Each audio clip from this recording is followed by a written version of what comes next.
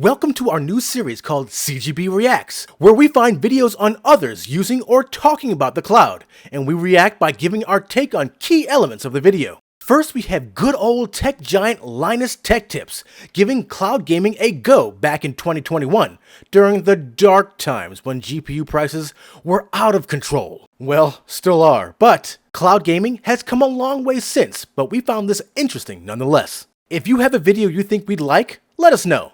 Let's get into it. Some of you probably know what's coming. Due to the ongoing shortage of graphics cards, I am about to recommend something that you might not expect. Using a cloud gaming service, temporarily, until the world returns to sanity.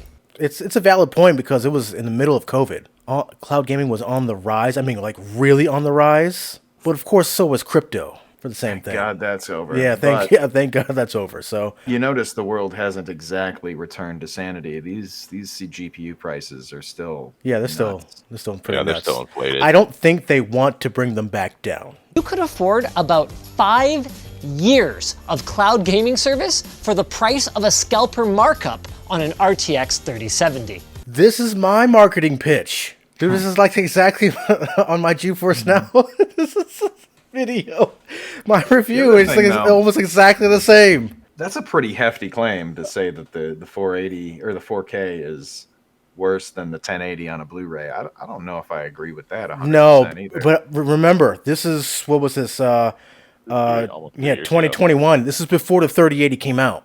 I'm curious to know what he thinks right now of the Ultimate tiers, because it's banging. Let's kick things off then with GeForce Now from our good friends over at NVIDIA.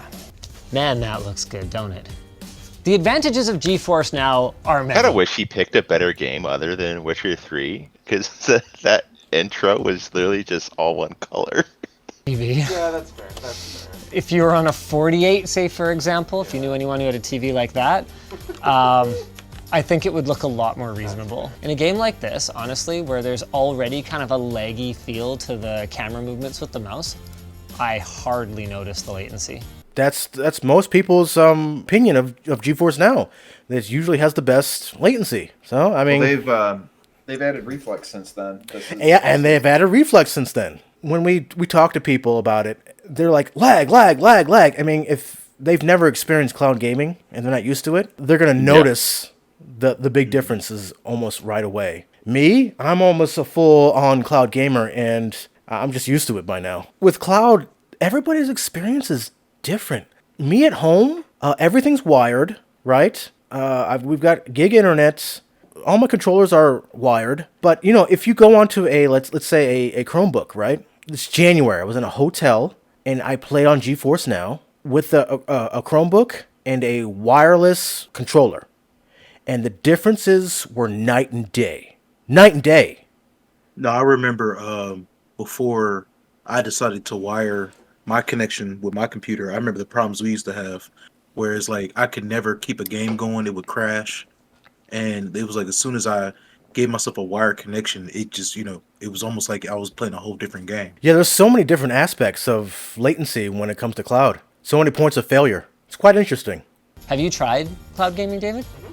What do you find there's a difference from one type of game to another? No, for sure. Yeah. I will not play competitive shooter. No, thank you.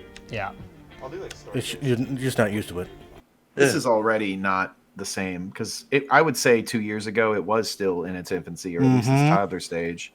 We're already kind of worlds ahead of this right now. Yeah, I agree. Yeah. And finally, for competitive games like this, the additional latency is going to make it pretty difficult to keep up with very good players. It's Rocket League. On a side note, can you buy me an 88-inch TV so I can see the artifacting like he's talking about, sir? Anybody can see how much that'll run you. at 88, and he's only playing at 1080. I'm gonna need an 88-inch TV with at least 120 refresh rate if you can hook me up, sir. All right, just to play like the average gamer. The average gamer, right? The free trial works for an hour at a time, and you have to wait in line to use it. So you can see right now there's 24 gamers ahead of me. Also, the hardware isn't as good with RTX on not being an option if that's something that you wanted to experience. For my Okay, so yeah, 24. 24 users. Dude, this were the days. this Yeah, it's yeah, way more this now. is way back. 24. Everybody would be really happy with 24. I mean, the queue now. Oh my god. You've seen our comments. I need free Oh cloud my gaming. So God. we gotta experience free cloud gaming too, homie. Dude, like, man, we got out this Christmas. I got up to like 800 for people. 800. my part, ain't nobody got time to sit and wait for these other gamers. So let's see what Sony has to offer. After all, while PC gaming does have its benefits, playing Sony exclusive titles like God of War or The Last of Us isn't one of them. The UI is so bad that it's hard to believe it's even from the same company that makes the PlayStation 5. Unless you are on a PlayStation using PS Now, there is literally no search function to find games. You just have to scroll through them. And some things just outright didn't work for us, like That's true. launching PUBG. When Dude. when PlayStation Now was first going, it was really bad. Oh It, man. it was really bad. And to see where they are now, you know, we'll get into more about it, but like it's they're leagues away from what they were before. Dude, I mean, even Stadia. 2023. Yeah. You got more than 15 titles. You need a search function. You need a Yeah. period. But here's We my have the take on that. technology. Yeah, oh, I totally agree. Here's my take on it. I don't think Sony wants people to know what games they don't have. Yeah. That's too bad. I agree. I think that's why Stadia did the exact same thing until they got to a certain number of games. Let's actually give that a shot. Oh my god, it has moved it. Did I go down too many? Dude, I have the Play same history, problem. okay. I had the same problem. Yeah, Thought I was that gonna is have to find frustrating. it again. What's funny about this is that it was supposed to just say something about not being able to get an update and not work at all, and that's what we were expecting to show you. But this is good too. Oh, wow. Yeah, it's light years from this. Yeah. 69 joy. Oh, I Definitely. think it's just completely frozen. This is Sony's though. I mean, there are a few PS things Now about was this rough. experience we can appreciate. Yeah. There's the glorious 720p medium details. I can't get this mouse cursor off the screen. Are you kidding me right now? Okay, there's a thing in the corner to I get can't your get it thing off the the screen. Yeah. I mean, Yeah, he was controller even going there. compatibility is a plus. Yeah. It supports DualShock 3 and 4, and actually even like things like Xbox controllers, although the service does tell you, hey, we recommend a DualShock 3 or 4, and actually has no support for the DualSense, the PlayStation 5 controller, for whatever reason. I So mean, that in right fairness, there, like, that has made no sense to me at all. I know. Like how can I use your biggest competitor's controller, but I can't use the most current controller you have? That makes no sense. It It doesn't make any sense. doesn't make any sense at all. Their experience is a lot better on a PlayStation console. okay, that's valid, but remember the premise of today's video is you're a PC gamer who's stuck without a video card. You know, you want cross-platform compatibility, I think. So that's fine, but guys, if it doesn't work on other platforms, you don't get to market it as working on other platforms. That's true. Fair enough. Yeah, That's and it. let's move on to... Let's move on. You know what? Okay, Stadia. All right, Google might have given up on you, but I haven't yet. Because Go figure. I haven't. Google's forgot about it. Irony at its best. it's at $9.99 a month with modern games included with the service and third-party controller support. It has the potential to be pretty compelling. Woof. Holy crap. Look at the way they've applied their anti-aliasing. I don't think I've ever seen anything worse than that. That is a really crappy anti-aliasing method. I don't even think Dude, I it's think- done through the game. That looks worse than without anti-aliasing almost.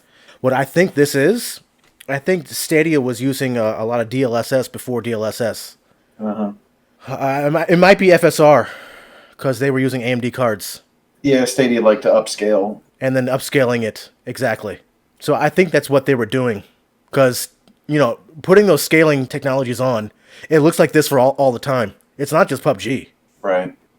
Instead of proper anti-aliasing where it smooths the stair step, it's like they're taking the stair step and just like smearing Vaseline on it. Out because according to Stadia GameDB, most of the graphically demanding games are locked at 30 FPS if you crank them up to 4K. That is going to have a noticeable impact on the smoothness of your experience. I mean, they had to do this because, as we found out, you still need a suitable GPU to handle 4K rendering.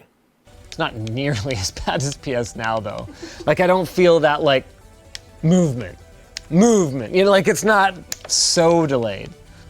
I'd definitely rather have a keyboard and mouse right now. I've said it once before. I made a video out of it. I'm glad they don't have mouse and I'm glad they didn't have mouse and keyboard for PUBG, because you could cross-play with Xbox and PlayStation, and it's actually the way to play.